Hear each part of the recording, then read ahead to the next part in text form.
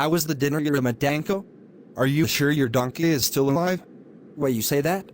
To tell the truth, the beef they presented to us tasted different than the regular one. How did you know the taste of the regular beef? As far as I remember, you have always used beef bones to make soup and not the beef itself. Anyhow, thank you for the dinner. Now, let's restart our discussion about the investment in bonds. You did ask me to give an example about bonds purchased at a discount. Didn't you? Yes, please. Assume that an investor purchased a 6%, the stated interest rate, 5 years, $5,000 face amount bond at 92, meaning 92% of the par. Based upon this information, what is the cost of the bonds to be recorded in the purchaser's books? And what is the amount of the discount?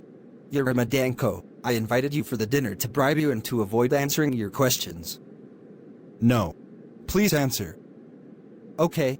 The answer is as follows. The present value of the face amount in annual cash interest is $4,600, being $5,000 multiplied by 92%. The cost reflected the market interest rate is 8%, 100% minus 92%. The discount at the date of purchase is $400, being the difference between the face amount of $5,000 and the present value or the cost of $4,600 at the date of purchase. The journal entry in the investor's books should be debit investment in bonds for $4,600 and credit cash for $4,600. Very good, Halal. I have a question that may not sound good one. Questions are always good. It enriches the discussion. Please ask whatever if it is in the subject matter. When a bond is purchased between interest dates, meaning an investor, for example, bought a bond on April 31st, while interest is paid at the end of every March. What the investor may do in this case? It never crossed my mind that your question is thoughtful that way, Halal.